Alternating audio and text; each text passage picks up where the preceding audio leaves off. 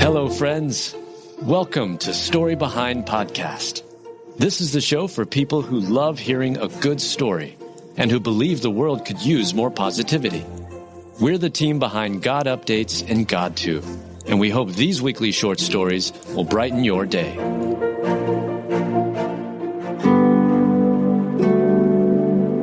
They were told their pup had been hit by a car. 4 years later, they found her alive.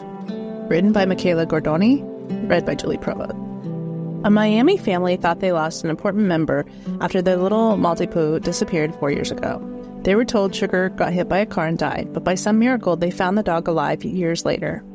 About 4 years ago, Albania Serena and her family put up missing posters and offered a $1,000 reward for their beloved dog.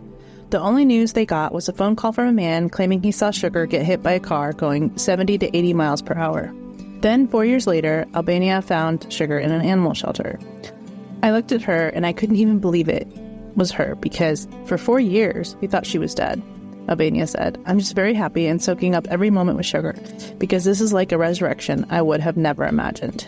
In a video of the reunion, Albania cried happy tears as she held her dog. However, it was bittersweet reunion because Albania soon learned Sugar is terminally ill and underweight. Sugar has stage 4 heart disease and stage 4 kidney disease. Albania doesn't know how long Sugar will live, but it is clear the poor dog is not as happy and energetic as she used to be. She's back where she belongs, and I'm happy that at least the remainder of her days she'll be with her family, Albania said. The dog's family believes Sugar was neglected and abandoned. They say she was left outside the shelter. Albania is missing answers and wants to know who took Sugar to the shelter, but she's just happy that she's home, even if it may not be for long. How sweet it is that Sugar's family was reunited with her before she passed.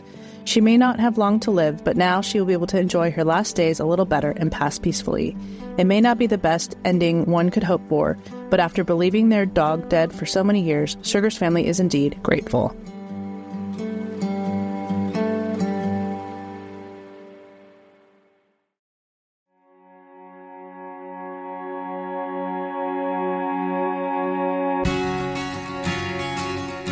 She earned her degree, then gave her dad a second chance at life.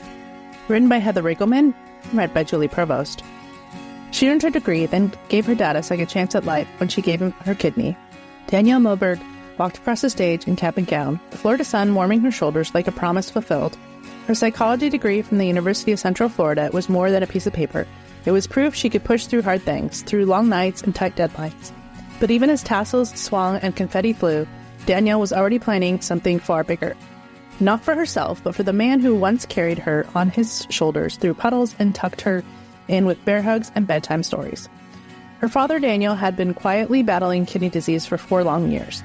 4 years of dialysis, 4 years tethered to a machine that reminded them all the time is never guaranteed.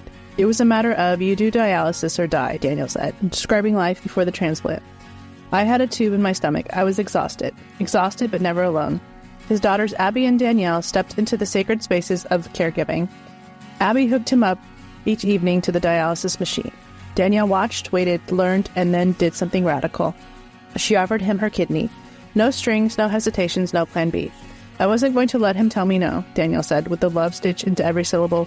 And really, what father could say no to the daughter who once reached for his hand on the sidewalk and now reached into her own body to save his life?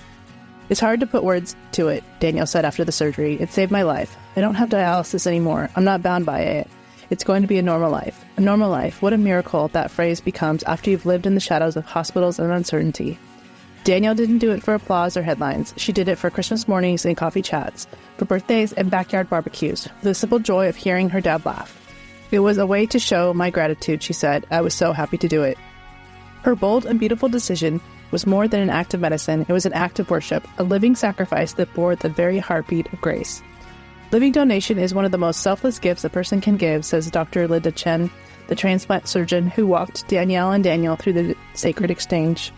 She gave their family the gift of time, more birthdays, holidays, and everyday moments together. And that's precisely what Danielle had in mind. I thought about every holiday, his birthday, Christmas, just getting more time with him, she said, more time. Isn't that what we're all praying for in the end? Not more things, not more achievements, just more time with the people who mean everything. This Father's Day, the Mobergs are not just exchanging cards, they're exchanging glances of gratitude. They're savoring the small, burnt toast, long hugs, corny dad jokes, because they've learned how fragile and fierce love can be when it walks through the fire and comes out changed.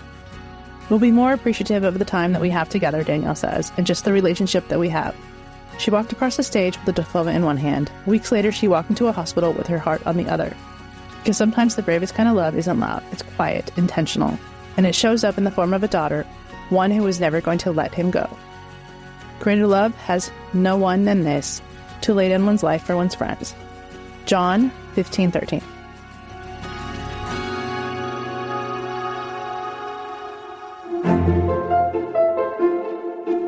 Thank you so much for listening to Story Behind Podcast. We're really glad you joined us for this week's story. To see photos and videos that may have been referenced in this episode, check out the links in the show notes. And if you enjoyed what you heard today, subscribe to our podcast, and please tell a friend about us. We'd also love it if you'd rate us and leave us a review. It really does help more people find us. Story Behind is a Salem Web Network production.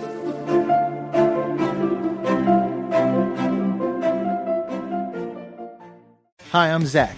And I'm Randy. And we're from Salty Saints Podcast. We're a theology and apologetics podcast. To find out more, subscribe at lifeaudio.com.